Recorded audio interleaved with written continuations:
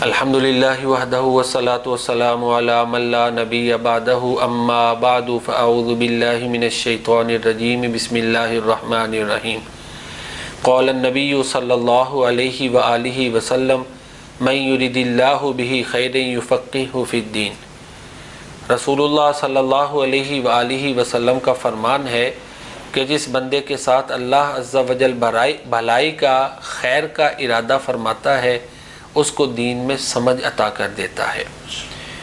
اگر کسی انسان میں یہ سوچ پیدا ہو رہی ہے کہ وہ قرآن کو سیکھے سمجھے، احادیث رسول سنت رسول کریم صلی اللہ علیہ وآلہ وسلم کو سیکھنے کا جذبہ اور شوق کسی میں پیدا ہو گیا ہے تو وہ یہ سمجھ لے کہ وہ ان لوگوں کی صف میں شامل ہو گیا ہے جن کے ساتھ اللہ تعالیٰ بھلائی کا ارادہ کرتے ہیں۔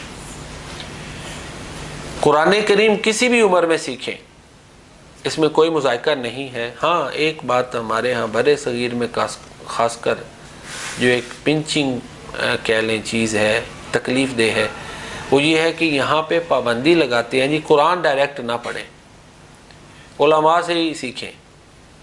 یہ سوچ درست نہیں ہے۔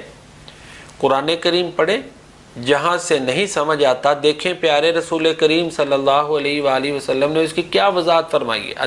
حدیثیں موجود ہیں، کیونکہ اللہ تعالیٰ قرآن کریم میں فرماتے ہیں وَأَنزَلْنَا إِلَيْكَ ذِكْرَ لِتُبَيِّنَ لِلنَّاسِ مَا نُزِّلَ إِلَيْهِمْ۔ اے نبی، ہم نے آپ کی طرف ذکر اس لیے اتارا تاکہ جو چیز لوگوں کی طرف اتاری گئی ہے آپ اس کو ان کے لیے کھول کر بیان کر دیں، اس کو ایکسپلین کر دیں، اس کو السٹریٹ کر دیں، اس کی وضاحت کر دیں، اس کی تشریح کر دیں جو چیز لوگوں کی طرف ہم نے اتاری اور وہ قرآن ہے۔ اگر حدیث میں نہیں وضاحت ملتی تو پھر اقوال صحابہ اور اہل بیت ہیں، اس کے بعد محدثین ہیں، ان کی طرف دیکھیں کہ انہوں نے اس سے کیا سمجھا ہے۔ تو لہذا قرآن کریم کو ڈائریکٹ سمجھا جا سکتا ہے۔ اگر غیر مسلم قرآن کریم پڑھ کے اسلام قبول کر لیتا ہے تو مسلمان کے عقیدے کی کمی اسے کیوں نہیں دور ہو سکتی؟ مسلمان کے کردار میں جلا کیوں نہیں آ سکتا؟ علامہ اقبال مرحوم شاعر مشرق نے کہا تھا قرآن میں غوطہ زن ہو اے مرد مسلمان، اللہ کرے تجھ کو عطا جدت کردار۔ سورہ رحمان کی وہ دو آیتیں مرج البحرین یلتقیان بینہما برزخ لا یبغیان، کہ اللہ نے دو سمندر جاری کیے اور دونوں کے درمیان ایک بیریئر رکاوٹ ہے، آڑ ہے جس کو پار نہیں کر سکتے، اور وہ دونوں اکٹھے مل کے چلتے ہیں لیکن مکس اپ نہیں ہوتے۔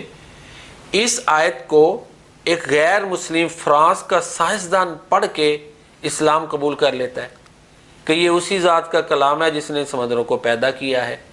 اسی طرح ڈاکٹر غلام جیلانی برق، انہوں نے واقعہ لکھا ہوا ہے کہ ان کا ایک ماہر نباتات دوست تھا، باٹنسٹ، اس نے پی ایچ ڈی کی ہوئی تھی۔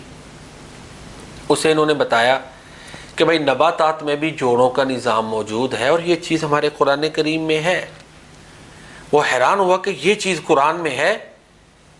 ڈاکٹر غلام جیلانی برق کہتے ہیں کہ میں نے اس کو ایم پکتھل، محمد مرماڈیوک پکتھل کا جو قرآن ہے انگلش میں ترجمہ، وہ میں نے اس کو دیا، اور ساتھ وہ ریلیونٹ ورسز جو تھی متعلقہ آیات، وَأَنبَتْنَا فِيهَا مِن كُلِّ زَوْجٍ كَرِيمٍ، یہ یعنی جن میں کہ ہم نے نباتات کو جوڑا جوڑا پیدا کیا ہے، جن میں یہ مضمون تھا، وہ آیات بھی دیں۔ اس غیر مسلم نے انہیں پڑھا، مسلمان ہو گیا۔ تو اگر غیر مسلم ڈائریکٹ قرآن کریم کا مطالعہ کر کے بار بار پڑھ کے ہدایت حاصل کر سکتا ہے تو ایک مسلمان جس کے لیے حدیث بھی موجود ہے، قرآن کو سمجھنے کے لیے، رہنمائی کرنے کے لیے اقوال صحابہ بھی موجود ہیں، غیر مسلم تو اس طرح نہیں نا ان کو فالو دیکھتے، تابعین کے اقوال ہیں، اہل بیت کے اقوال ہیں تشریحی، تو ان کی روشنی میں ایک مسلمان اس کی جو ہے نا اسے رہنمائی کیوں نہیں مل سکتی؟ ضرور مل سکتی ہے۔